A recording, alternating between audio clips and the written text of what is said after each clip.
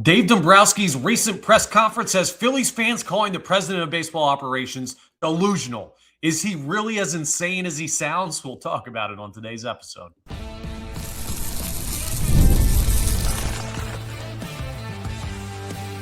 You are Locked On Phillies, your daily Philadelphia Phillies podcast. Part of the Locked On Podcast Network, your team every day. Yes, this is Locked On Phillies. I'm your host, Connor Thomas. Thank you so much for joining us today. We come to you as part of the Locked On Podcast Network, your team every day. And now the number one sports podcast network, Locked On Phillies, your number one place for regular Phillies content, even in the middle of the offseason. You might know me for some of my other work in the sports talk space. I've been on air over at 97.5 The Fanatic, doing sports talk radio here in Philadelphia for over 6 years. I've been a credentialed Philadelphia Phillies media member for the past 4 seasons, and this is now my 5th year as the host of Locked On Phillies. Dave Dombrowski and J.T. Realmuto met with the media 2 days ago and had a chance to break down everything from, well, J.T. obviously talking about his new contract, but Dave Dombrowski echoed a lot of his sentiment from the end of season press conference about how the Phillies are a good club and he likes where they're at. And the fan base has lost their collective minds. We're going to break down everything from that press conference to lead off today's episode. We're also going to get into some recent offseason rumors. Framber Valdez, someone that John Morosi, who covers Major League Baseball, brought up as a potential Phillies target. Slow your roll, and I'll tell you why. And we'll round out with a look at the Baseball Hall of Fame class of 2026. Some really interesting movement for some Philadelphia Phillies legends. But we got to spend a lot of time on this Dave Dombrowski press conference. I don't really care at all what JT Realmuto said. I don't. All due respect to JT, we know how that played out. He wanted to be here. The Phillies wanted him here. There was a disagreement on dollars. They tried to work that out. They eventually did after Bo Bichette became a New York Met. JT was always a focus for the Phillies because he's an important part of this organization and has been for a long time.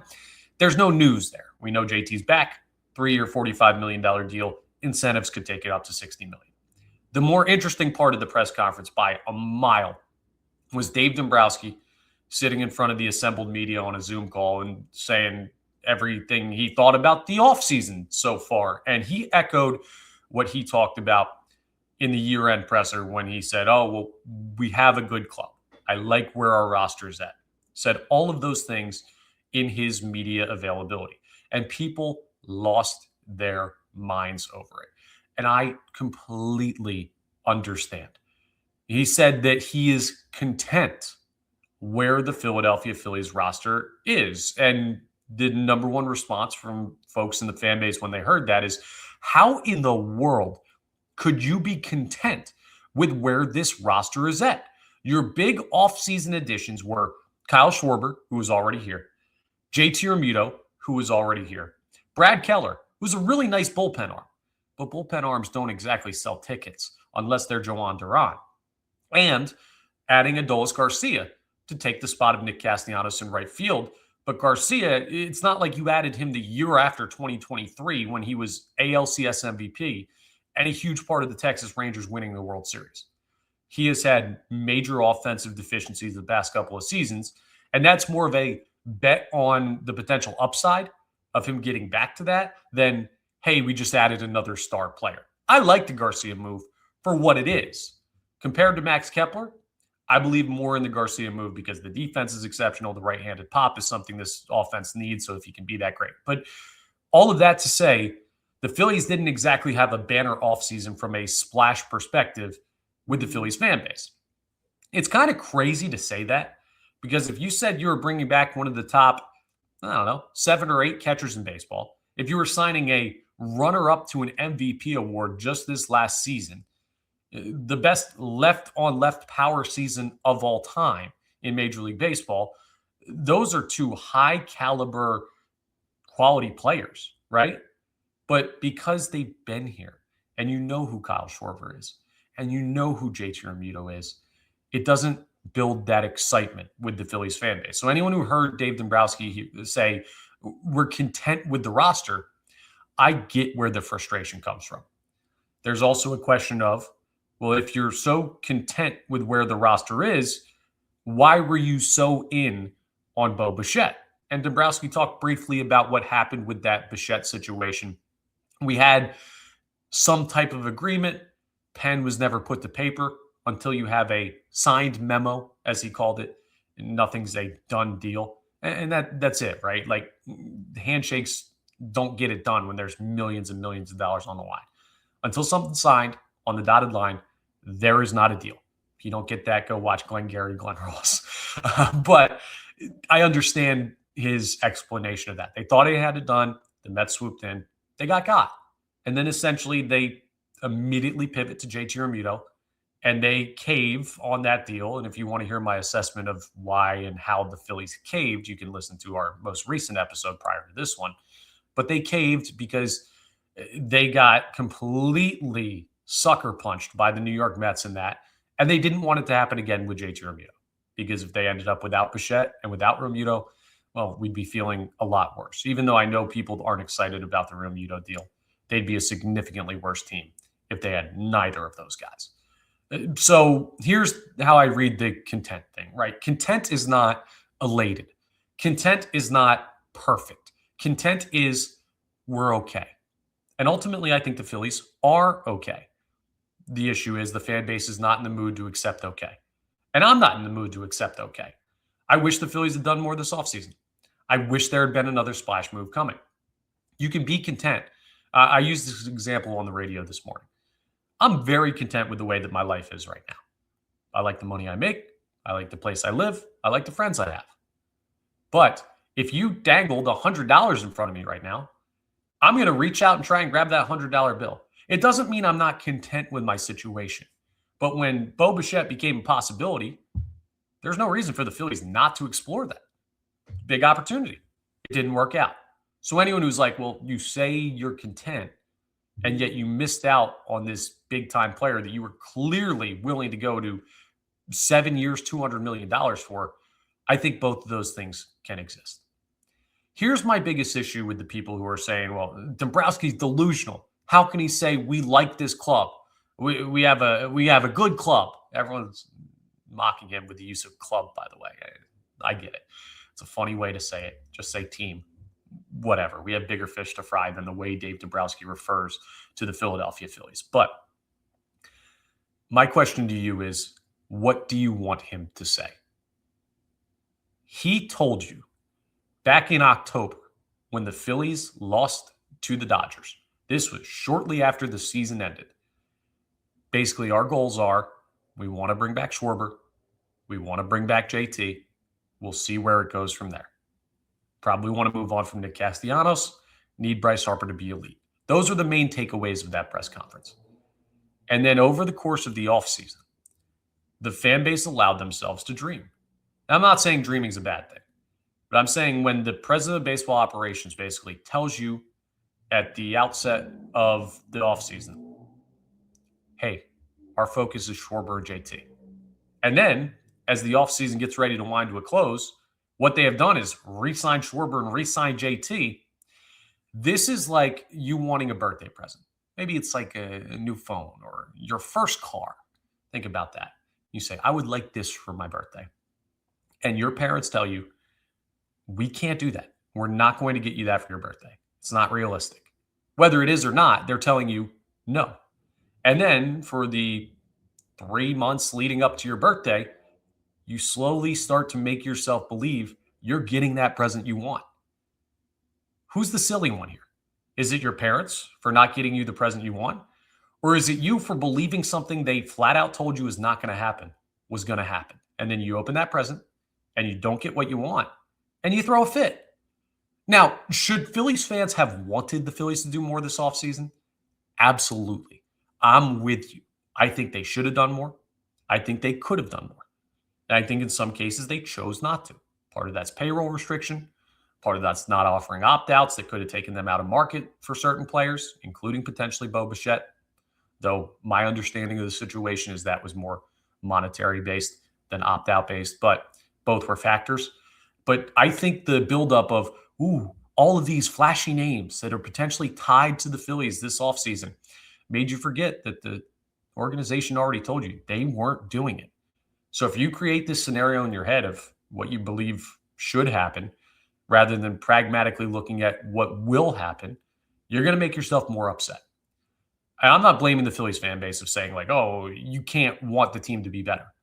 I'm just saying like the folks that totally bought into this, you made this harder on yourself for believing something that the Phillies have shown you they're not going to do. Now, at the end of the day, is Dave Dombrowski right in his assessment of the Philadelphia Phillies? I think the answer to that is absolutely. They are a good club. They're a really good team. The problem is good isn't good enough anymore. Hell, good wasn't good enough last year. And now you're heading in with good, and that's not good enough. And that's where Phillies fans lose it. There's something I want you to consider, though. And we're going to have a deeper conversation about this on a future episode this offseason as we draw closer to spring training. 3 weeks exactly till pitchers and catchers report. If the Los Angeles Dodgers, who are putting together one of the great rosters in the history of the sport, this is not just, hey, the flavor of the week team. This is a dynastic, all-time great creation of a baseball team out in LA. If they did not exist, how would we feel about the Philadelphia Phillies? Take them off the table, and you probably feel like the Phillies are the World Series favorite. It would be them in Toronto. Now, you can't do that, right? You can't just wipe the Dodgers off the face of the planet, even though baseball fans probably want them out of the league right now. So I'm not saying like that's realistic, but my question is this. Is comparing the Phillies or any other major league team to the Dodgers and what they're doing a fair bar? We've seen the commentary on the Dodgers and how they're quote unquote ruining the sport. Now, I think they're just taking full advantage of a system that's broken. And I don't know that you can fault them for that, even though it makes me mad. I'm sure it makes you mad. But is Dave Dombrowski building a team that in normal circumstances would be great? I think there's an argument to be made there. Is comparing them to what the Dodgers do when no other team in baseball is coming anywhere close to that outside of Philadelphia or including Philadelphia? I don't know that that's a fair bar. I'm not here to defend Dave Dombrowski because I wish they did more with the outfield. I wish they had explored more with infield. I wish they had looked at trades more for guys like Bohm, Stott, and Marsh. There are a lot of things that I wish would have gone more aggressively and differently about this offseason. But they've showed you who they are. And if you choose not to believe how the Phillies are approaching this, you're setting yourself up to be even more angry. And it's you creating a scenario. I'm not blaming the fan base saying don't believe more. I want to reiterate that. It's not your fault. But I'm just saying, if you think the Phillies are going to be different, you're creating a scenario that's going to make you more upset. If you want the Phillies to be different, totally justified.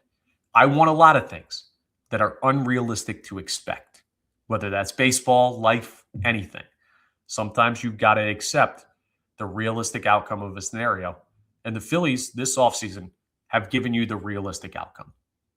It's not sexy. It's probably not good enough. But we are where we are.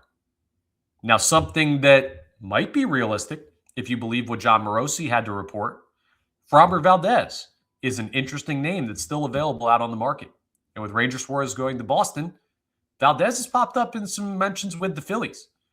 How much should we buy into the latest rumors for the Philadelphia Phillies offseason as we get closer to spring training? We'll take a look at the stud lefty as we continue today's episode. You know what else is coming up? It's not just baseball season, it's tax season. And tax season doesn't have to take over your life. This year, TurboTax is making it easier than ever to just hand things off and move on with your day. With TurboTax full service, you can have your taxes done for you by a trusted local expert, start to finish, without the stress or the guesswork. Let me tell you something. Honestly, I have no idea how to do taxes. I've always used TurboTax. And they've always made it easy as easy can be. Instead of spending hours trying to figure out forms, you can meet with a local TurboTax expert in person, or you can connect online so you don't have to go anywhere. They handle everything from W-2s to self-employed forms. I got both of them, considering the podcast and the radio job. They always get everything done for me.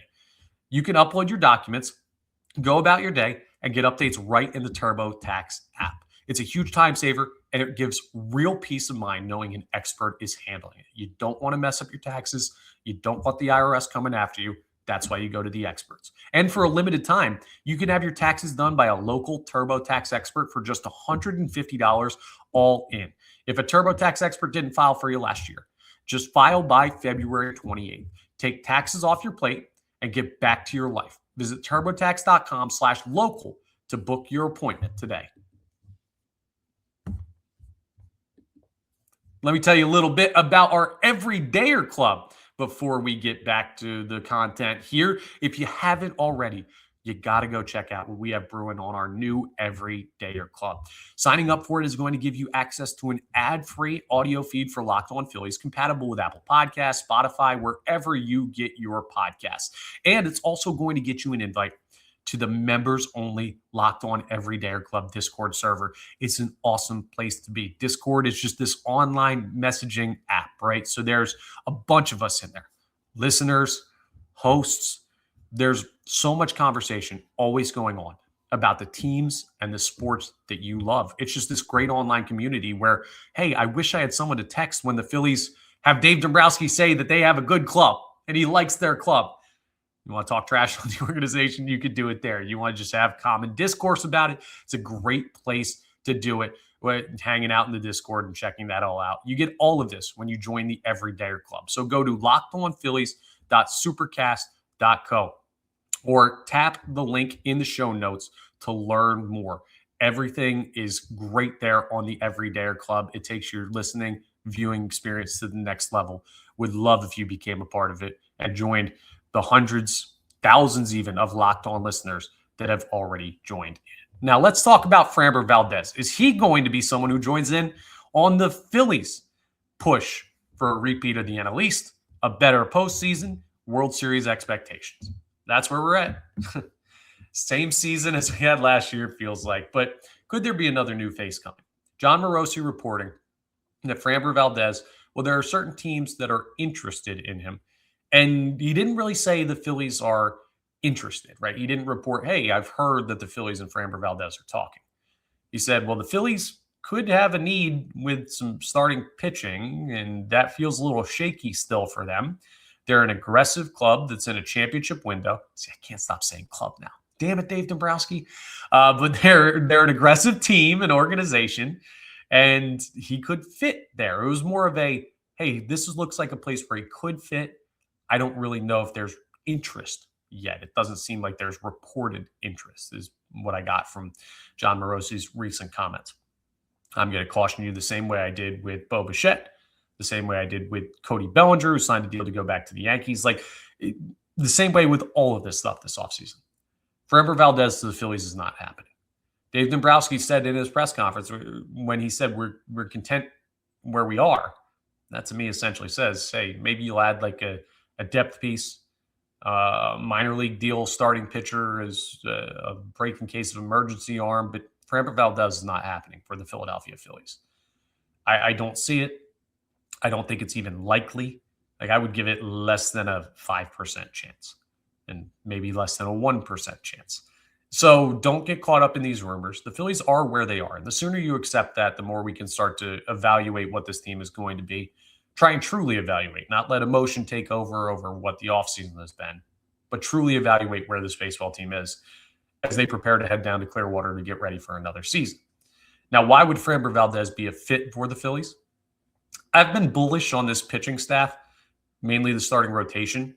Everyone knows the bullpen is much improved, but I've been more bullish on the rotation than it seems like a lot of other folks out there talking about the Phillies have been.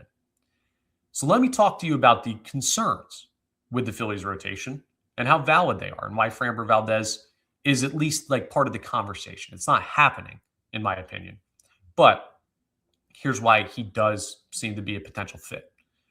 Zach Wheeler, we don't know how much time he's missing. The expectation is it's not overly significant, but we could also assume, hey, he's going to come back and be Zach Wheeler. That's not a guarantee.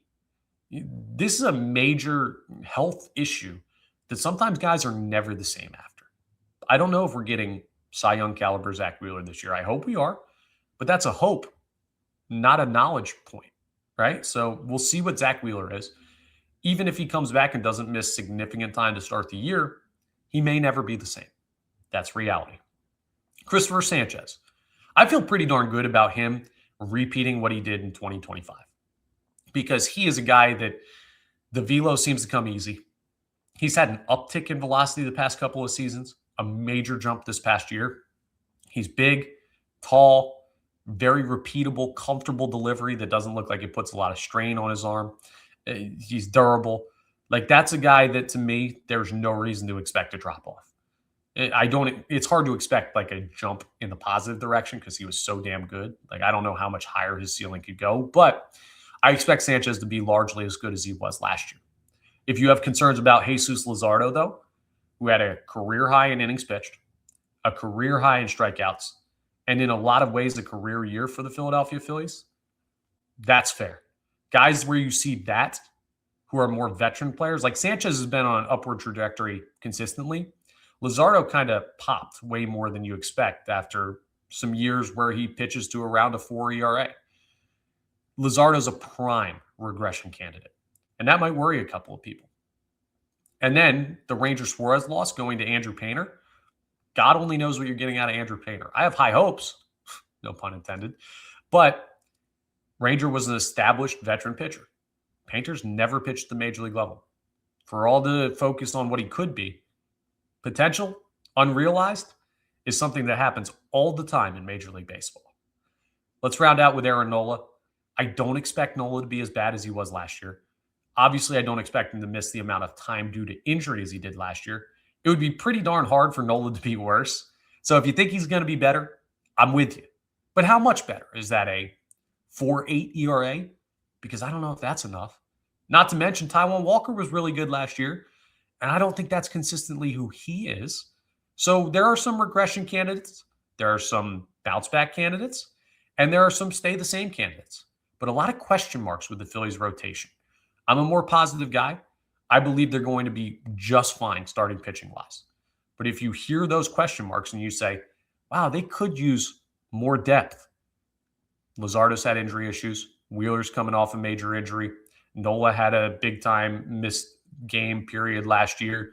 We'll see. Sanchez threw a career high in innings last year. Like, we'll see how they balance that with another season. But also just the organizational depth isn't really there.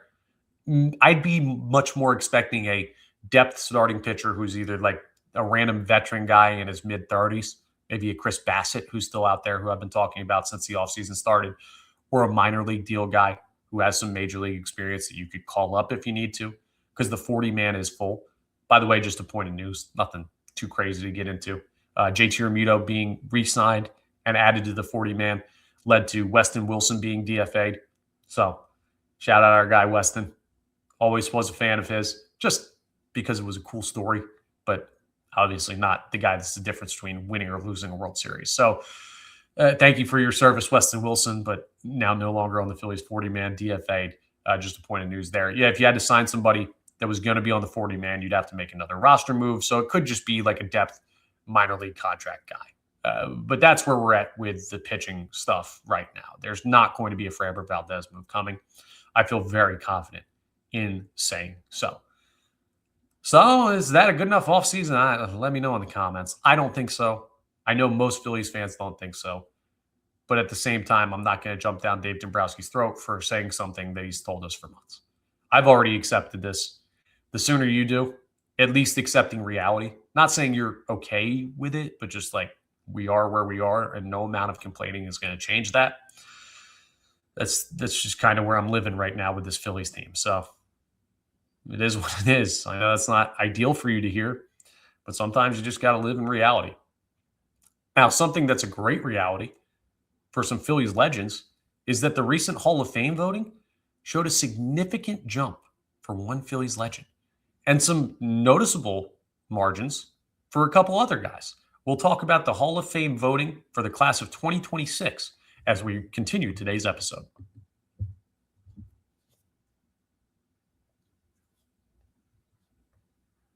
So if you haven't been up to date on the Phillies currently up for the Hall of Fame, well, allow me to jumpstart your memory. Because the Phillies have had a couple of big-time names that you'll remember from that 08 core that have had their opportunities on the ballot for the Hall of Fame. Now, there are two names that did get elected this year. Congratulations to Carlos Beltran, even though he's got that Mets stank on him. I still always kind of liked him as a player. I don't like the Mets, but you got to respect some guys' game. And Andrew Jones. So 2 divisional guys. Of course, Andrew Jones known a lot for his time down there in Atlanta. And those guys are both in. So 2 electees this year to the Hall of Fame. Congratulations to them both. Special honor. You know what's wild? The 3rd highest vote getter was Chase Utley, who made a noticeable jump in voting this year for the Hall of Fame. He was up to 59.1%. Now, if you're not familiar with the voting process, you need 75% or more to be elected to the Hall of Fame. He was at 39.8% on the last ballot. So he made nearly a 20% jump. And this is just his 3rd year on the ballot. That level of jump, do you know what that says? Folks, Chase Utley is going to be a Hall of Famer. And I will be so excited when that day comes. I don't know how he's taken this large of a jump, but clearly the grassroots movement of this dude's one of the great second basemen of all time has taken a foothold with Major League Baseball writers. Now, do I think Chase Utley is a true Hall of Fame player? I think he's a right on the fringe guy. I'm not going to argue against him because I love him. Like any Philly that goes in the Hall of Fame, I will be very excited for it, and I will never argue against that because I'm a fan, man. I grew up like with Chase and Jimmy and Ryan and Cole, who we're going to talk about in a second. They were like my childhood favorite players. So to see them in the Hall of Fame, that will be an amazing thing if that does happen for those guys. So I'm not arguing against. I'm just being objective. Like, I don't know if Chase Utley is like a true one of these like lock Hall of Fame guys, but if he gets in, I'll be ecstatic. And that number jump, the nearly 20% jump, 3rd highest on the ballot, highest guy that didn't get in, Chase Utley could be a Hall of Famer as soon as next year rolls around. And when you look at the next year's class of names, there aren't really too many. Like, I think Buster Posey is the only guy who will be first-time eligible next year, who's like a lock first ballot guy. Outside of that, it's just a bunch of names of guys that were really good. I kind of expect Chase Utley to be a Hall of Fame inductee next year. Now, what about some of the other guys? Bobby Abreu rose up to 30.8% from where he was last year, which was 19.5%. But he's been on the ballot a little bit longer. I don't think Bobby Abreu ends up getting in.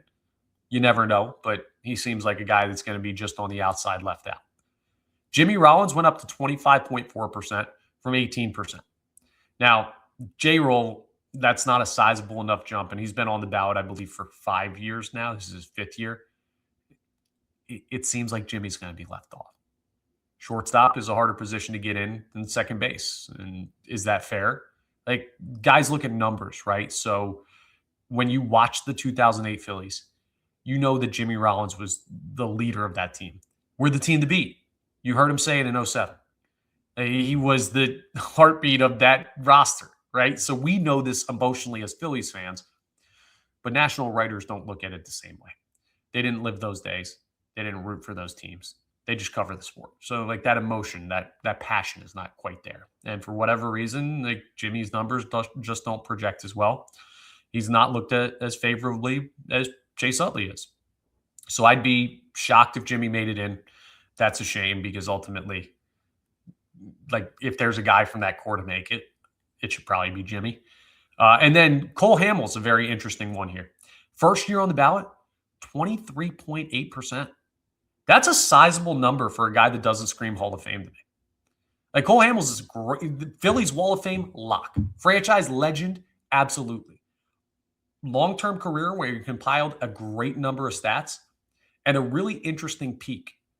The fun thing that sets Cole Hamels apart from a guy like, for example, Mark Burley, who Cole Hamels was above in this year's voting, is that 2008 run where Cole Hamels basically carried the Phillies pitching staff to a World Series. World Series MVP. He was the golden child on that team. Obviously, the offense got stuff done. Brad Lidge going perfect out of the pen was amazing as the closer, but Cole Hamels was the story of that run. He won World Series MVP. And having that, there are a lot of voters who look at moments. He does have that championship moment. So maybe Cole gets in as well. Now, it would be kind of a shame if it was Chase and Cole and Jimmy doesn't make it, that would feel dirty to me. But that's where things are trending. So there's your update on where the Hall of Fame voting is. If we do get Chase and Cole in, we'll celebrate that. If Jimmy doesn't make it, I will be very disappointed.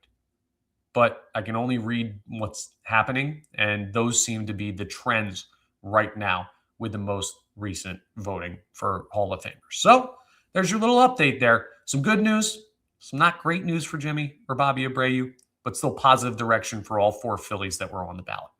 That's all for today's episode of Locked On Phillies. Thank you so much for joining us. Our off the poll question, by the way, for Friday, which you can vote for on our Twitter at LO_Phillies, or you can find it on my Twitter account at ConnorThomas975. What do you expect with the Hall of Fame voting? Which of these guys is going to get in? Chase Utley, Jimmy Rollins, Cole Hamels, none of the above. Because Bobby Abreu, I don't see any way he's got a path. So we'll look at those 3 guys, or none of the above, to see who you guys believe is going to get in to the Hall of Fame. You'll have to either make your pick or pick none of them. So pick the one you're most confident in. And we'll see how the fan base feels. Or we'll do who you would vote in to see how much love there is for Jimmy here compared to nationally. But we'll react to that on Friday's episode. We'll continue to break down this Phillies offseason where Dave Dombrowski says, hey, we got a good club. I like our club. And a lot of people are losing their minds over it. And I understand it. But the Phillies are where they are. And as we get closer to spring training, we're going to continue to evaluate this roster as it stands because it doesn't seem like a savior is coming in free agency via trade or otherwise. But thank you so much for joining us. Once again, we are part of the Locked On Podcast Network, your team every day. Please make sure that if you're listening, and we're available wherever you get your podcasts, you're rating and reviewing. And if you're watching, yes, you can watch the show on YouTube. Please make sure you're subscribing to the YouTube. It's free and easy to subscribe. It'll get you notifications when new episodes are posted. It'll allow you to comment and interact and be part of the show in a small way. And it's just super simple, but it really helps us out. It helps you out. So I will talk to you Friday on our next episode of Locked On Phillies.